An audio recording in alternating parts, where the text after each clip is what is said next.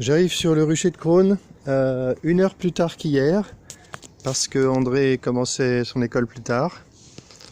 Donc je vais un peu filmer la suite d'hier, au niveau horaire. Il fait pas très lumineux, il fait pas... Je sais pas trop pourquoi, il fait pas mauvais, je vois pas de nuages, mais il fait pas très lumineux ce matin, et il fait humide. Je vais remettre la tente un peu mieux là.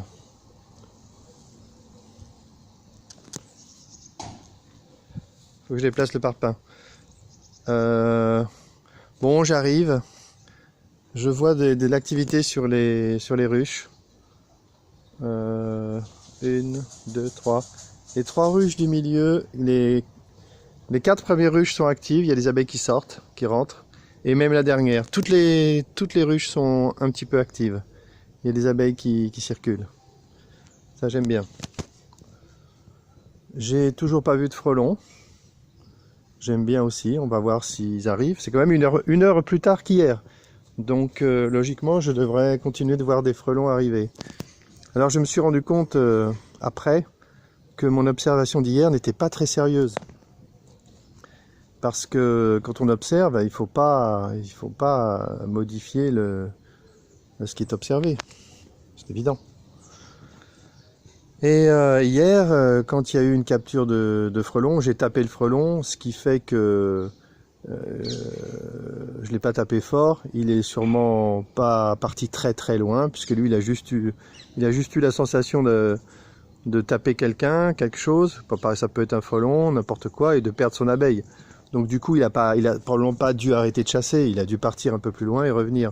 Donc si ça se trouve, les 3 captures d'abeilles que j'ai vues hier, eh bien c'était le même frelon. Donc là je fausse complètement mes observations. Il faut que j'arrête de faire ça. Donc ça sera dur, mais si je vois une abeille se faire capturer, il faut que je la laisse tomber. Donc hier, à ce compte-là, en 45 minutes, j'ai vu 5 ou 6 frelons. On va dire la moitié ont été capturés par les tentes et la moitié ont capturé une abeille. Sachant que si j'ai faussé le résultat, c'est énorme, parce que si un frelon a capturé, le même frelon a capturé 2 ou 3 fois, en plus un frelon qui savait bien capturer, en fait, voilà, mon observation n'a servi qu'à une seule chose, c'est de me montrer comment il faut mieux observer. Donc c'est bon, c'est noté. Maintenant, je ferai plus attention. Toujours pas de frelons en vue. Peut-être qu'ils aiment pas trop l'humidité. Les abeilles ne sont pas gênées, hein, ça vole. Ah, j'ai plein de nouvelles dans tous les sens.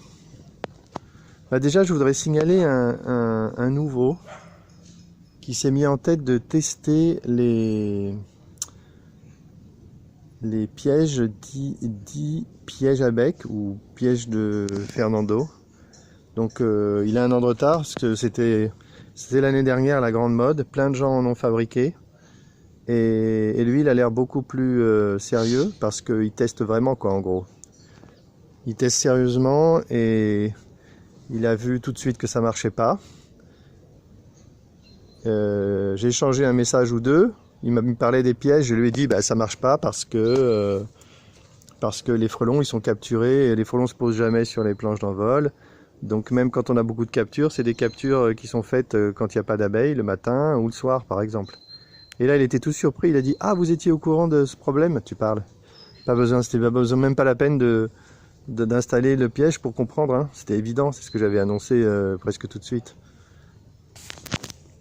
Et comme on était en mode bidonnage total sur ce piège l'année dernière, eh bien en fait personne n'a fait de vidéo. Donc j'ai réclamé des vidéos aux personnes qui testaient et personne n'a jamais montré de vidéo des frelons devant le piège. Voilà comment perdre 1 an de test. Voilà. Donc là il est en train de tester, il a vu que ça marchait pas et il essaie d'améliorer. Donc ça va être intéressant. Il m'a même commandé 2 tentes pour les tester aussi. Donc on verra ce qu'il pense des tentes avec un œil d'inventeur critique. Il a l'air très très motivé pour faire le ménage là-dedans et y voir clair. Et je crois qu'il va le faire. Donc voilà une petite nouvelle intéressante. Donc je conseille d'aller, pour l'encourager, d'aller sur son site, de s'inscrire, tout ça, de mettre des pouces noirs, et pour l'encourager à faire ses tests. Je crois que son pseudo, je crois que c'est YYZ, hein, quelque chose comme ça.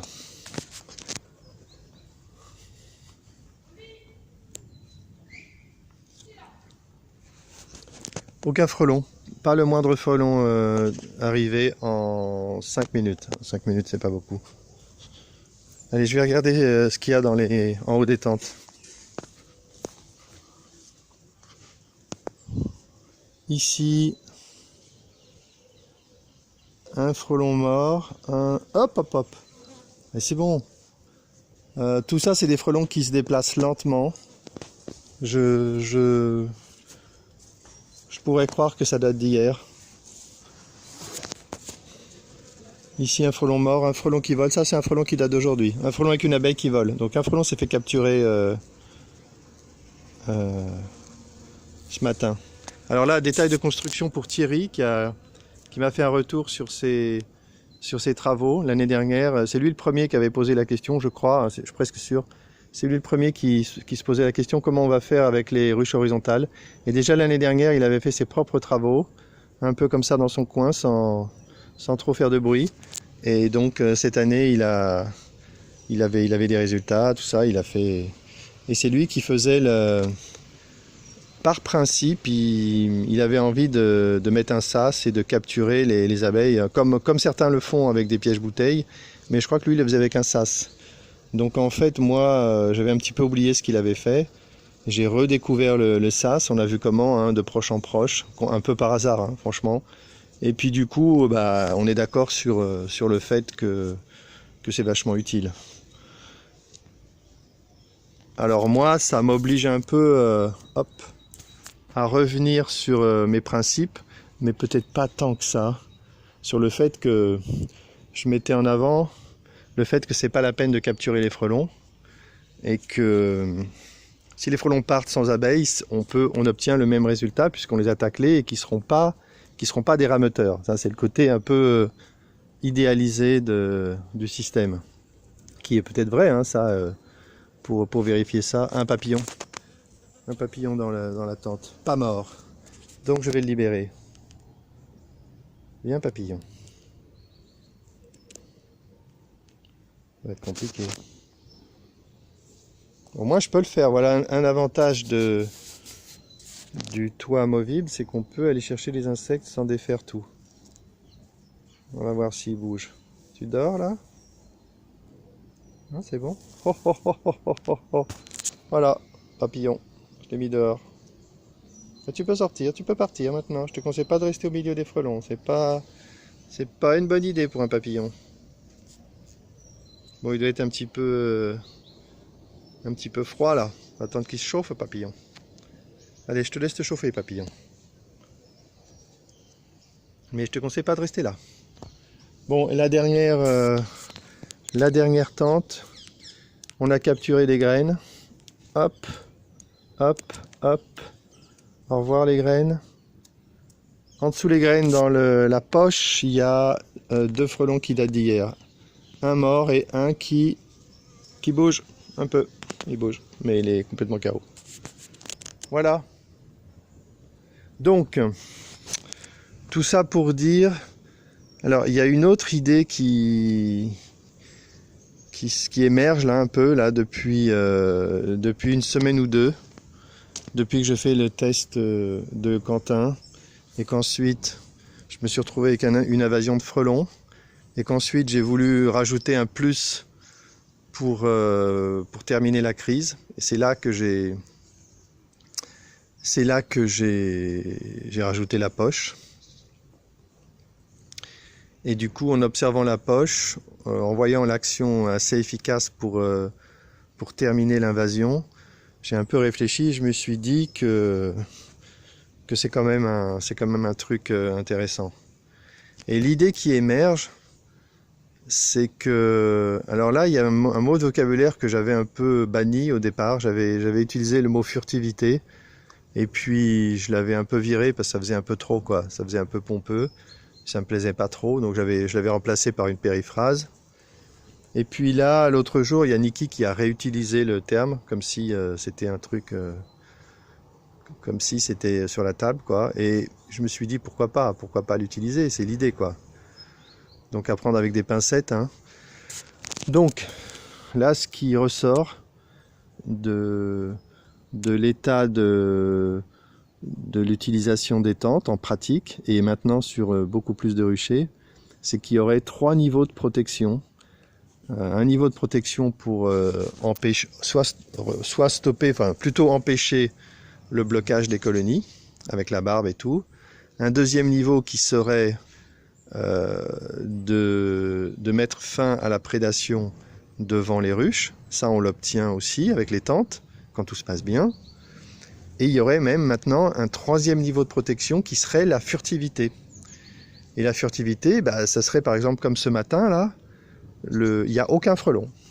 Il n'y a aucun frelon sur le rucher, parce que les nids de frelons ne connaissent plus le rucher. Ils ne l'ont pas en mémoire, ils ne l'ont pas dans leur cartographie. Aucun frelon ne le connaît, ce qui fait que, bah, il n'y a pas de frelons qui viennent.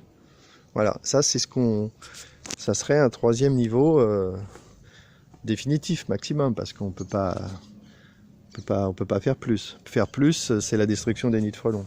Ce qui sera étudié aussi, hein. Moi, je vais me remettre à travailler sur la destruction des nids. Alors, André m'a relancé. Il m'a dit, papa, il faut qu'on s'y mette. Il va peut-être lâcher son Minecraft un week-end pour qu'on aille tester notre solution à base de ballons à hélium combinés à des petits drones. On a déjà testé ça, c'était prometteur. C'était l'année dernière ou l'année d'avant, je ne sais plus. Et du coup, bah, on va peut-être s'y remettre parce que ça pourrait marcher. C'est un autre projet encore. Donc la furtivité, pour l'obtenir, il faut rien lâcher, quoi. Il faut utiliser tout ce qu'on peut. Donc, ça me paraîtrait justifié et même indispensable d'utiliser la poche pour conserver les frelons, ne pas les laisser repartir du tout. Ça serait un premier point. Et le second point, ce serait de mettre des tentes sur toutes les ruches, de ne laisser aucun trou. Ça serait, à mon avis, les 2 conditions pour se donner des chances d'y arriver. Mais j'y crois assez, en fait. Il y a 2 ou 3 personnes qui ont des soucis. Les tentes ne donnent pas satisfaction. Et je pense qu'en ajoutant, en faisant ça, déjà la poche, je pense que ça va être le seuil. Ils vont franchir le seuil qui va permettre d'avoir une protection de leur rucher. Donc là, vraiment, j'incite les personnes qui ont acheté des tentes ou qui ont eu des tentes de se signaler pour mettre à jour leur tente pour 1 € et les frais de transport et récupérer 2 filets, un de 7 mm et un de 5 mm au choix qui permettent de fabriquer la poche. La poche, c'est très simple à installer, hein, c'est juste un filet qui est un peu décalé. Je vais le remontrer là. Il y avait un frelon qui est en train de se faire capturer ici. J'ai vu un frelon qui volait, je sais pas si c'est là. J'ai vu un frelon qui volait en dessous du... Bah c'est celui-là je pense, voilà. À un instant il volait en dessous du sas de la poche et maintenant il est rentré à l'intérieur et il marche assez vite. C'est peut-être lui, je sais plus trop. Voilà comment voilà là c'est comme ça que ça s'installe. Non, aucun, voilà. Ici là au fond. Le filet est juste décalé, il est un peu béant et ça fait une porte d'entrée. Et comme les frelons se baladent de gauche à droite, ils finissent par rentrer dans la poche facilement. Et j'ai vu que YYZ se rendait compte qu'il y a les pires difficultés. Parce qu'une première solution que j'ai essayé aussi, hein, j'essaye tout ce qui passe. J'ai planté une piège bouteille même ici, là, la semaine dernière, pour essayer de voir si on pouvait faire rentrer les frelons dans la bouteille vide. Et en fait, les frelons, ils rentrent pas comme ça. Donc là, YYZ se rendait compte que dans le piège de Fernando, c'est pas du tout gagné de faire rentrer les frelons dans les bouteilles. C'est pas du tout évident. Ok, si on laisse pendant 3 jours et qu'on voit des frelons dedans, on se dit que bah oui, ils sont rentrés, mais enfin, il faut aussi voir tous ceux qui sont pas rentrés, hein. Et ça, on le voit pas si on n'est pas devant. Mais là, avec la poche, c'est immédiat. Donc par exemple, si YYZ, qui devrait mettre un autre pseudo, bah, s'il veut améliorer son piège de ferment d'eau, bah, il a qu'à faire une poche et ça sera instantané. Le problème qu'il a, s'il fait ça, c'est qu'après, il va se rendre compte que pour que ce soit encore plus efficace, il va falloir qu'il augmente la hauteur du piège. Et puis après, il va avoir une tente. Donc voilà, il a qu'à prendre une tente directement. Et il le verra dès qu'il va recevoir ses tentes pour les tester, il va tout de suite se rendre compte que quand les frelons montent en haut de la tente et rentrent dans la poche, eh ben, c'est dans la poche. Voilà, je crois que là j'ai fait le tour des nouvelles. Je ne vais pas rester très longtemps parce que là maintenant j'en suis à 16 minutes et il n'y a pas un seul frelon qui est apparu. J'ai pas vu un seul frelon arriver sur le rucher. Donc là, même s'il en arrivait un maintenant, et si on généralisait à 1 heure, ça ferait 4 frelons qui arrivent par heure. C'est ça, pour moi, j'assimile ça de la furtivité, hein. Ça compte comme 0, ça a la même valeur que 0 frelon. Surtout si en plus, sur ces 4 frelons, si en plus il y a au moins la moitié qui se fait capturer, on comprend que c'est fini, quoi. La partie est finie pour les frelons. Bon, c'est pas mal. C'est pas mal du tout. Kagan avait besoin d'une tente supplémentaire, donc je peux pas trop aller là-bas, c'est un petit peu trop loin, surtout qu'avec les horaires, ça fait des embouteillages. Je vais pas y aller, je vais lui envoyer, ce sera plus simple et il pourra... Et là, ce sera un test intéressant, parce que lui, il a envoyé une vidéo dans laquelle justement, on sent qu'il a le regret de ne pas avoir la furtivité, en fait.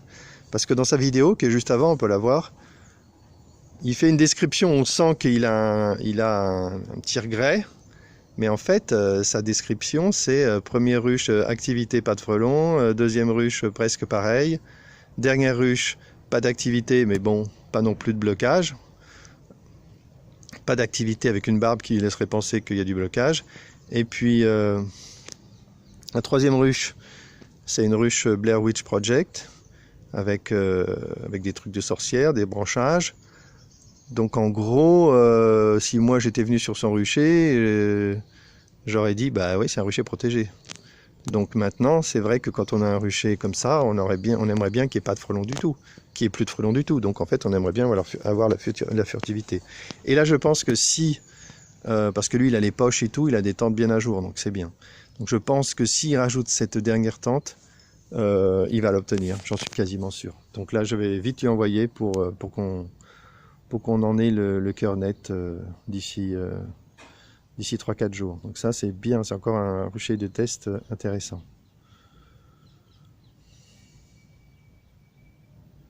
Bah, je crois qu'il n'y a pas grand-chose... Je vais encore attendre un peu, je vais pousser à une demi-heure. Si j'ai vu 0 frelon en une demi-heure, je pense que je peux arrêter.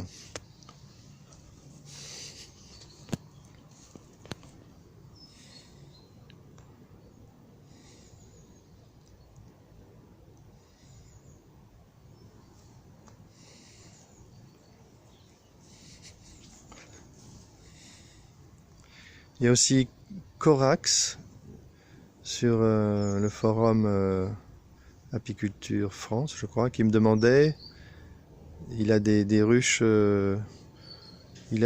dont j'ai oublié le nom, qui sont un peu hautes, et il me demandait s'il avait besoin d'adapter la tente, faire des trous et tout. Non, pas du tout. Là, par exemple, c'était une inquiétude au départ, la ruche horizontale qui est assez haute. Là, j'ai pu l'adapter simplement en mettant sur des parpaings tout bêtes. Donc c'est juste posé sur des parpaings. Et puis après, j'ai fixé la tente en mettant encore un parpaing sur les parpaings là. Le carton est tombé. Et parce qu'il est trempé. Et là, c'est bon. Et là, je n'ai pas, Thierry, un message pour Thierry, message personnel pour Thierry. Je n'ai pas d'accumulation d'abeilles en haut de la tente qui est devant la ruche horizontale. Donc ça veut dire que c'est possible. Il faut regarder pourquoi les abeilles... Alors la consigne, c'est quand même d'essayer de mettre la planche d'envol en bas de la tente. Moi, c'est loin d'être le cas en plus. Hein, moi c'est plutôt au milieu. Hein, et ça marche. Donc en mettant en bas, normalement, ça devrait aller. Alors après, il y a des cas plus particuliers, comme m'expliquait Sophie sur les coteaux de Tarbes.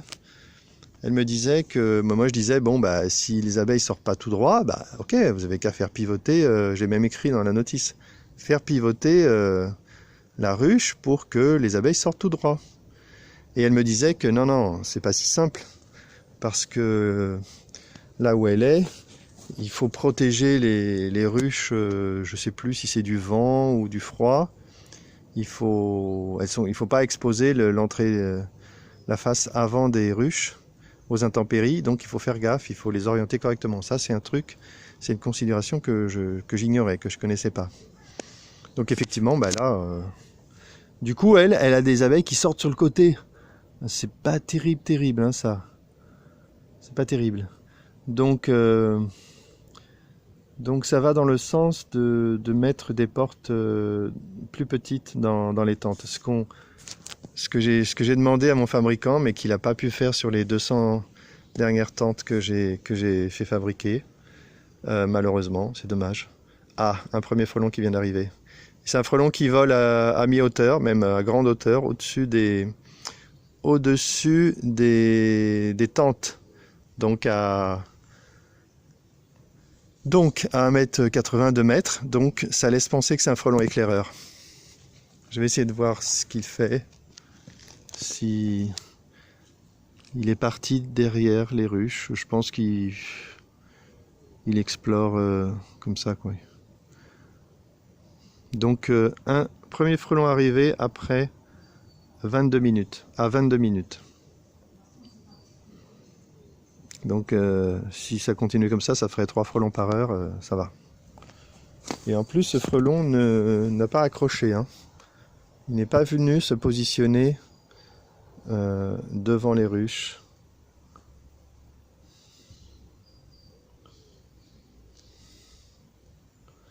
Ah oui, l'humidité, on a même aujourd'hui, on a un invité spécial que je vais filmer. Je ne vais jamais m'empêcher de filmer les invités spéciaux. Voilà. Voilà, un escargot qui monte sur une tente.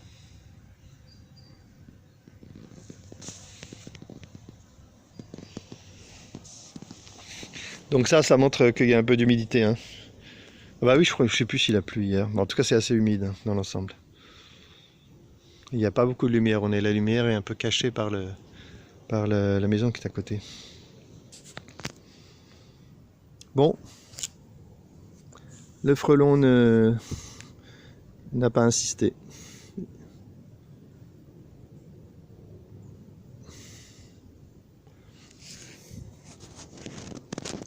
Alors une info intéressante, j'ai demandé à Quentin si le principe du rameutage des frelons, c'était un truc acquis chez les entomologistes, et sa réponse, c'est clair que non. La réponse est non.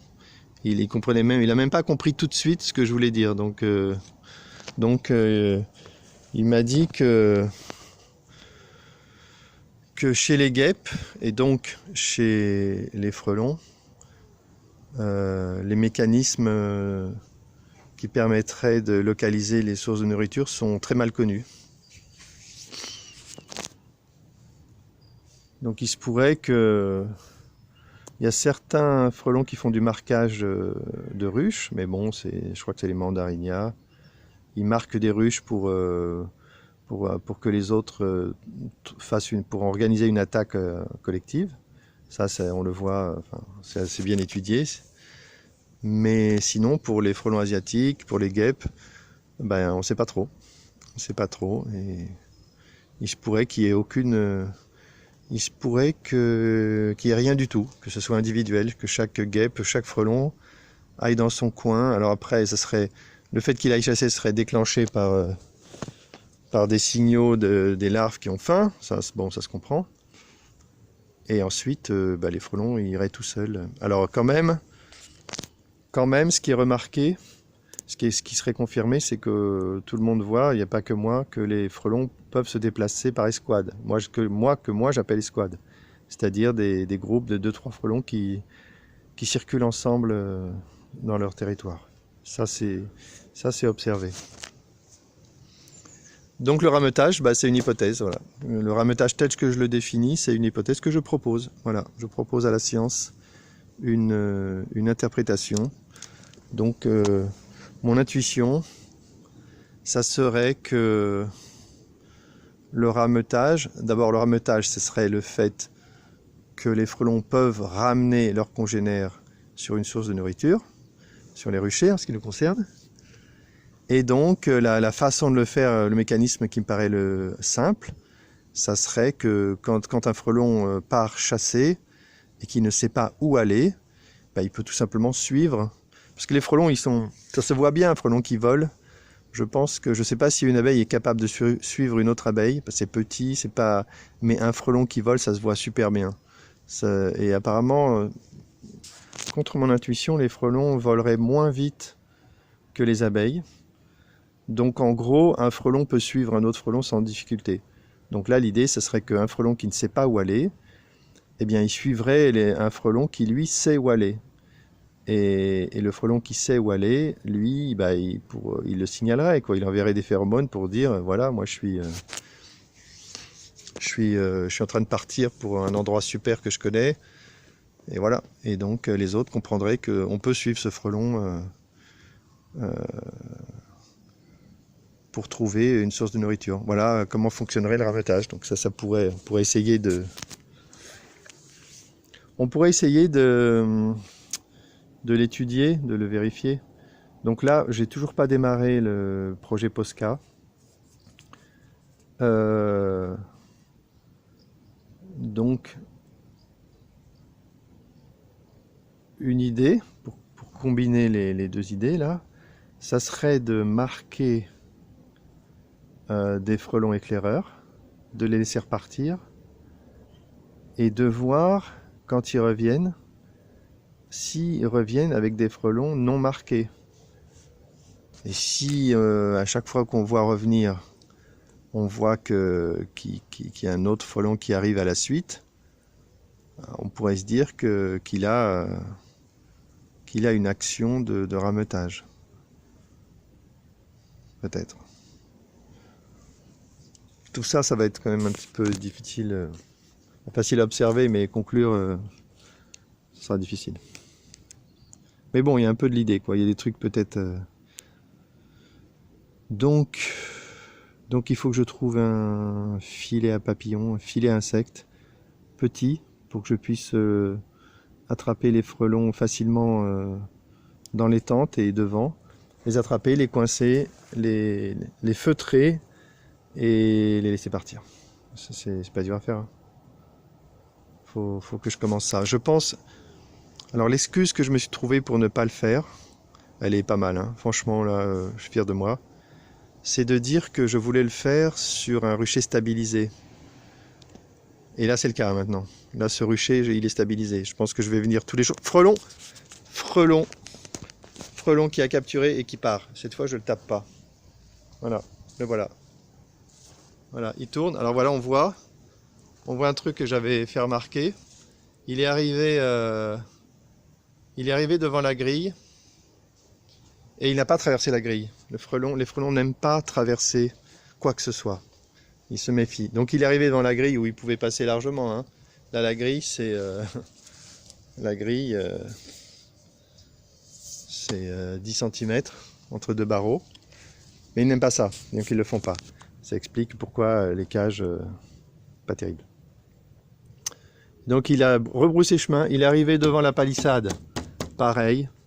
Il avait du mal à monter, donc il est reparti en arrière et il est parti vers les... Il a monté sur la palissade derrière là-bas. Voilà, donc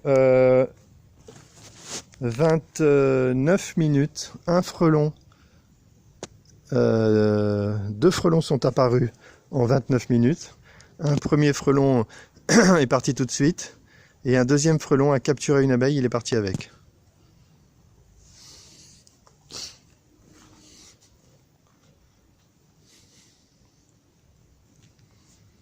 Du coup, je suis obligé de rester maintenant.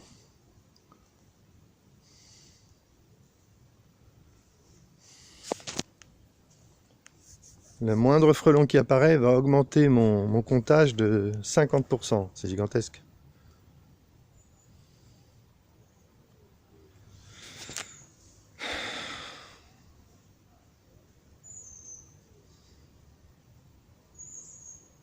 Et l'escargot, il continue sa progression, hein. C'est un bon escargot. Voilà. Voilà où il en est. Pas mal, hein?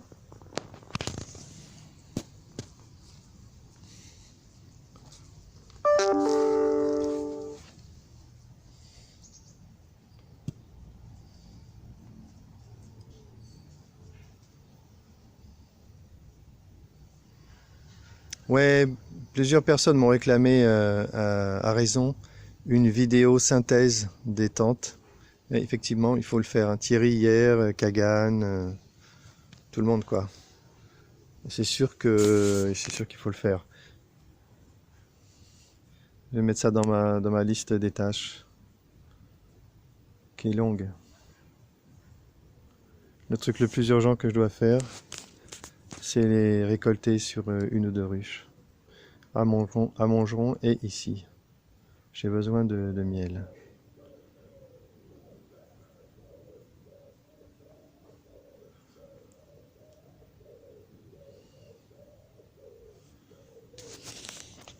À Montgeron, c'est pour le donner aux voisins, pour qu'ils soient contents d'avoir un apiculteur dans leur parc.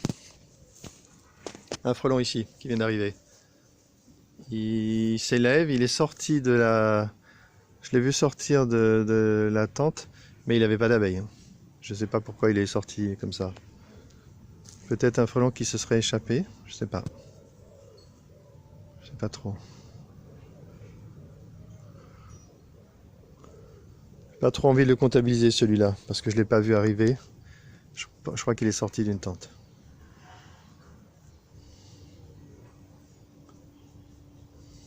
Ah, voilà un frelon. Voilà un frelon que je peux comptabiliser. Là, il arrive assez volontaire, il se place sur la troisième tente. C'est sûr que ça, c'est un frelon qui est venu chasser, vol stationnaire.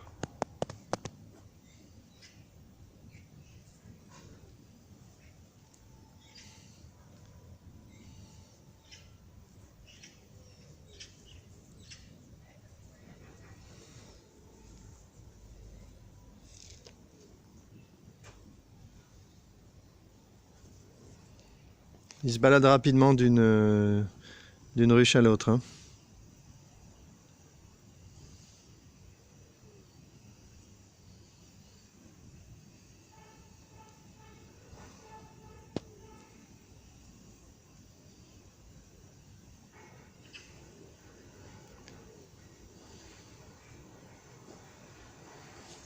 Il est monté dans la deuxième tente et ça y est, il est en haut de la tente. C'est pas bon pour lui. Donc voilà, il renifle un peu. Il renifle un peu. Est-ce qu'il va... Combien de temps il va mettre pour entrer dans la poche? Bonne question. S'il panique pas, il peut même sortir, hein. Il n'y a pas d'abeilles en haut. Par contre, là, on voit qu'il y a un avantage, hein. La présence des frelons en haut de la tente est parfois un avantage. Parce que là, il renifle les frelons. Il voit qu'il y a des frelons au-dessus. Donc du coup, il se dit, tiens, c'est peut-être là qu'il faut aller, hein. Et là, il a envie de se rapprocher. Voilà, il s'est même posé. Il s'est même posé par en dessous le filet pour essayer de le traverser, quoi. Après, ça y est, il est reparti, il vole.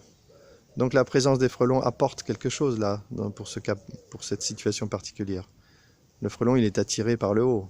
Ça va l'empêcher de fureter et d'aller vers le bas. Donc la poche elle trouve ses arguments, la poche, hein. Et l'intuition de Thierry était bonne aussi, hein, faut le dire, hein.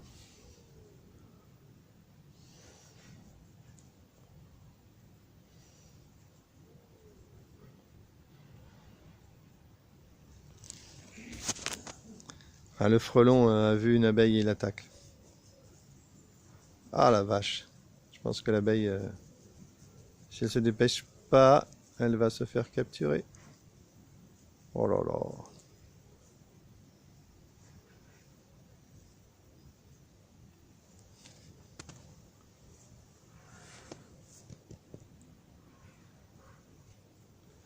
Ça y est, le frelon a capturé quelque chose. Il a capturé, je ne sais pas si elle était vivante, l'abeille, mais là, le frelon a capturé. Et maintenant, il découpe l'abeille, là. On le voit par au-dessus. Ouais.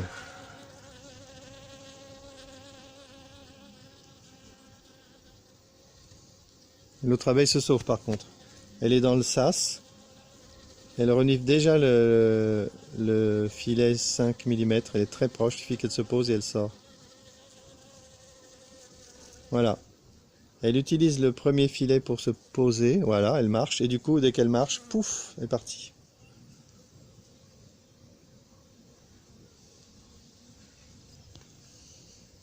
Voilà, je sais plus à combien on est. On était à 4 frelons, je crois. Non, 3 ou 4, je sais plus.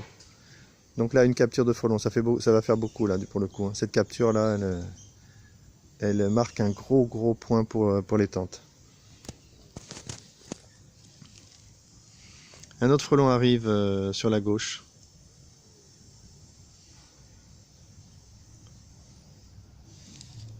Il furette dans l'herbe.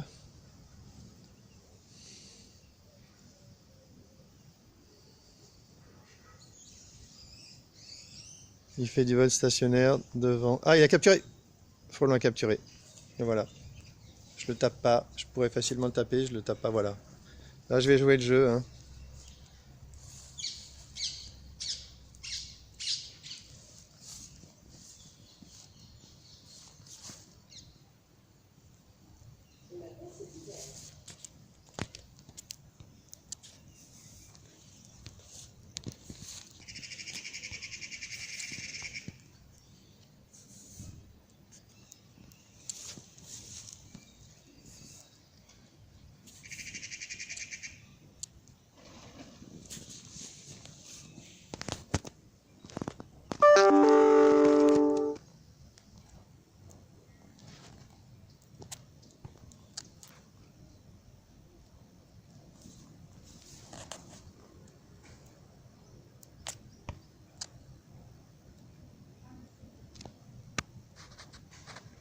Voilà.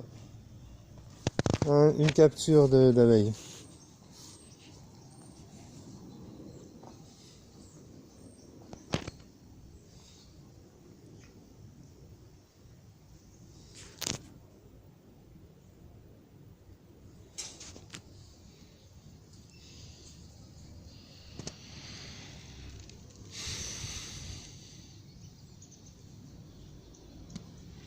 Le frelon dans la deuxième tente n'est pas rentré hein, dans la poche encore.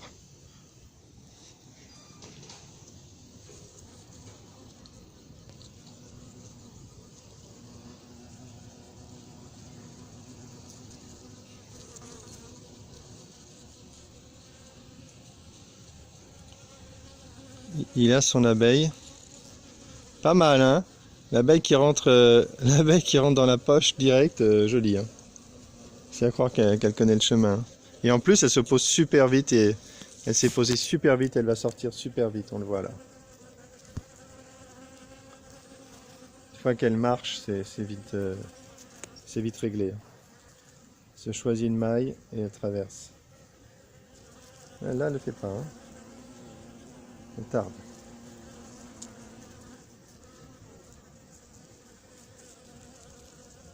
Allez, allez petite abeille, pour la vidéo, fais-le.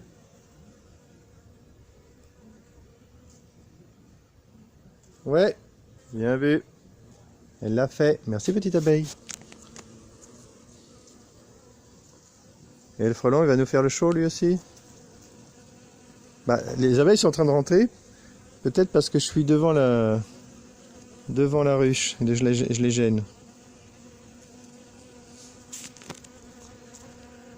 C'est pour ça qu'il y a plusieurs abeilles qui sont montées en haut. Hey, salut, ça va? Super. Il est revenu, Pierre? Ok. Je vais y aller, je vais aller le voir. Et ça y est. Ça y est. Le frelon, j'ai pas vu. Le frelon est entré dans la poche. Voilà. Frelon dans la poche.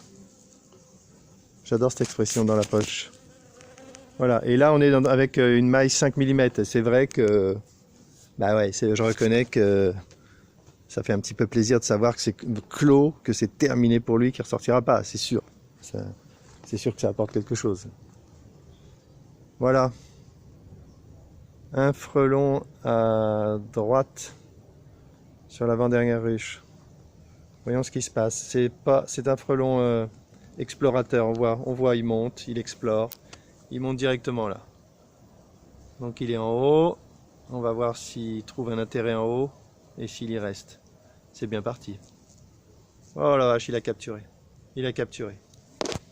Voilà, une capture d'abeille combinée avec la capture de frelon.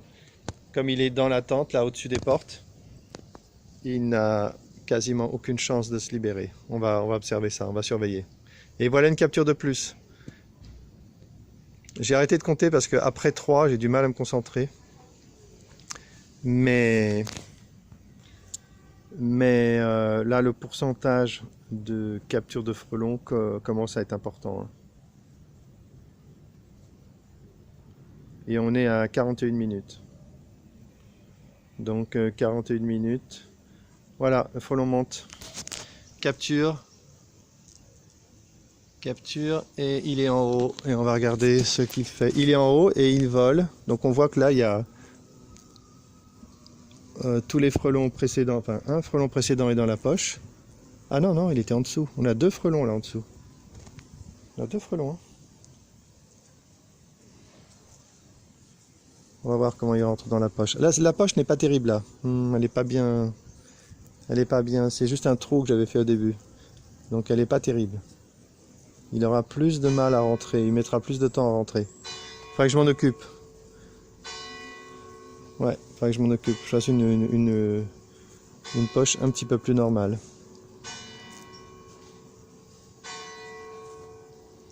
Je sais pas si. Ouais, c'est pas évident à modifier. Hein. Bon, ça n'a pas empêché les autres frelons de rentrer, hein, avec le temps. Voilà, capture de frelons. Je regarde s'il n'y a pas d'autres arrivées. Donc là, en gros, on est à peu près comme hier. Hein, en 40, bientôt 45 minutes. Je dirais 6 ou 7 frelons maximum. Une ou deux captures d'abeilles.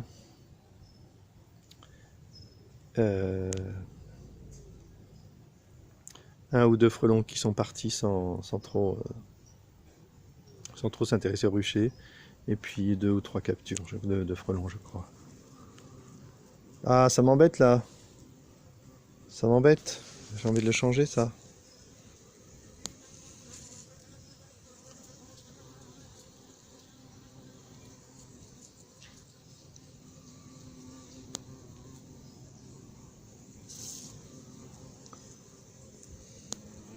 Frelon, il explore, il explore, il explore. C'est pas bien, le tissu est baissé en bas. Il est baissé là. Ça c'est pas bien. Waouh, c'est pas bien du tout. Je remonte ça. La tente est mal installée. Ouais, les frelons pourraient partir là. Pas bien.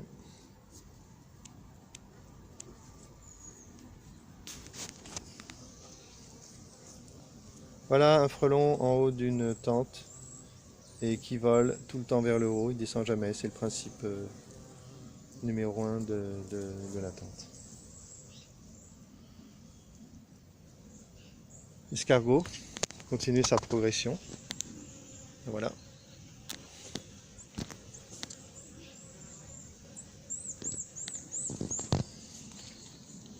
Je retourne devant et je pense que ça va aller, je pense que je vais pouvoir y aller.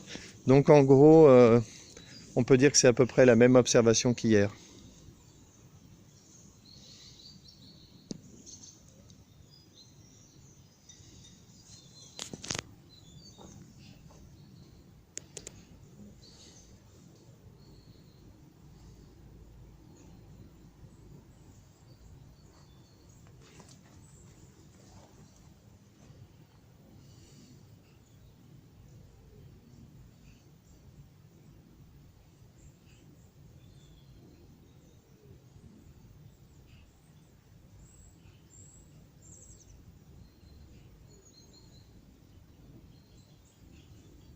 45 minutes, je pense que je peux y aller. Aller voir ce qui se passe au boulot. Allez, fin de cette vidéo.